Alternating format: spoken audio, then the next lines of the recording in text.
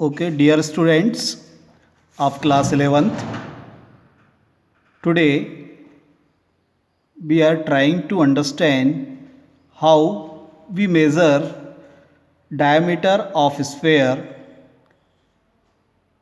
with the help of vernier calipers. You can see here diagram of vernier calipers. There are two scales in vernier calipers. You can see here one scale is our main scale. ये जो main scale है ये पूरी ठीक है, जैसे आपकी simple वाली स्केल होती है। और सेकंड स्केल ये है इसकी, ये जो है इसको अपन बोलते हैं, जैसे राउंड में बनी हुई है, ये कहलाती है वर्नियर स्केल।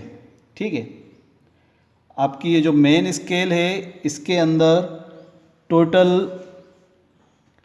12 सेंटीमीटर तक दिया हुआ है ना। और ये जो वर्नियर स्केल है ना, वर्नियर स्केल में भी यहाँ पर आपको दिख रहा होगा कुछ निशान बने हुए हैं। तो ये टोटल 10 है, यहाँ पर 10 साइंस बने हुए हैं है ना।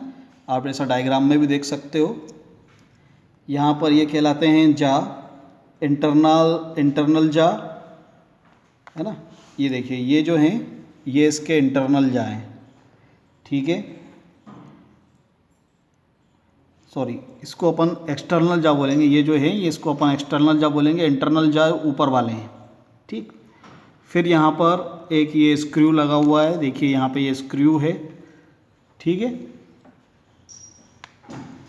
अब हम देखें हम किस तरह से एक स्फेयर का डायमीटर इसमें फाइंड करेंगे। तो ये देखिए ये मेरे पास एक बॉब है यानी कि स्फेयर। तो इसको ये जो इसके एक्सटर्नल जा हैं इसके बीच में इस तरीके से फंसा लेता हूँ मैं। ठीक है, इस तरह से फंसाने के बाद मैं इसको छोड़ देता हूँ। अब देखिए यहाँ पर हम ये देखते हैं कि ये जो वर्नियर का ज़ीरो है ना, ये जो वर्नियर की पहली लाइन होती है इसको हम कहते हैं ज़ीरो ऑफ वर्नियर। ठीक है, तो जो वर्नियर का ज़ीरो है वो मेन स्केल की किस लाइन के आगे निकल चुका है ना। तो ये 1.8 के आगे निकल चुका है, यानी कि मेन स्केल की रीडिंग हो गई 1.8। फिर हमें ये देखना पड़ता है कि वर्नियर के पहले वाले भाग को छोड़कर ऐसा कौन सा भाग है, यहाँ पे 10 डिवीज़न है, टोटल 10 भाग हैं वर्नियर स्केल में। तो हमें ये देखना है कि कौन सा भाग वर्नियर स्केल का और मेन स्केल का बिल्कुल आमने सामने है। तो यहाँ पे आप इतना बारीक नहीं देख पाएंगे वीडियो में, लेकिन ये यहाँ पर मैं देख सकता हूँ। ये 6वें नंबर का जो पॉइंट है, 6वें नंबर का डिवीज़न है, वो क्या है वर्नियर का बिल्कुल आमने सामने आ रहा है। ठीक है, अब चलिए देखिए, हमने मेन स्केल की रीडिंग देख ली थी, कितनी थी 1.8। तो मेन स्केल की रीडिंग हम कर देते हैं 1.8। फिर मैंने आपको बताया था कि यहाँ पर जो 6th नंबर का है वो एक दूसरे के सामने आ रहा है ना। तो वर्नियर स्केल की रीडिंग के लिए हम क्या कर, वर्नियर स्केल की रीडिंग निकालने के लिए हमें क्या करना पड़ेगा। सबसे पहले अपन देखते हैं कि वर्नियर स्केल का लीस्ट काउंट कितना है। तो यहाँ पर देखिए वर्नियर में मैंने बताया कितने 10 पार्ट्स होते हैं है ना। तो 0.1 सेंटीमीटर, एक जो आपकी नॉर्मल स्केल होती है उसका लीस्ट काउंट कितना होता है 0.1 सेंटीमीटर है ना।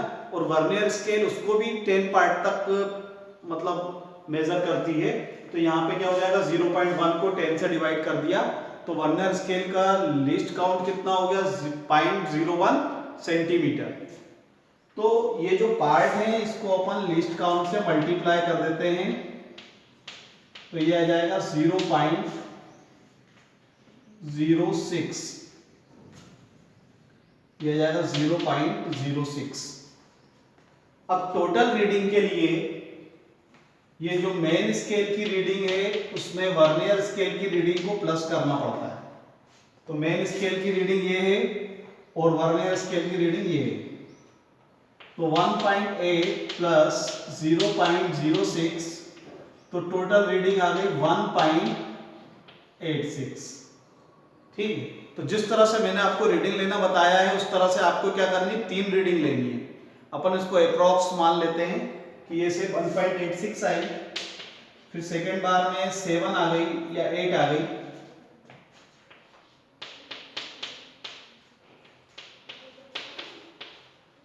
तो ये हो जाएगा 1.88।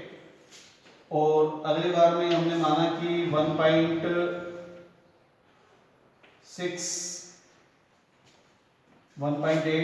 है ये, पर ये आपका जो वर्नियर स्केल है उसकी रीडिंग अपन ने मान लिया 4 आ गई है।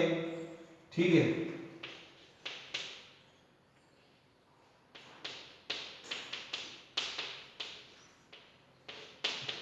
तो 1.84 यहां पर हमारे पास 3 रीडिंग है।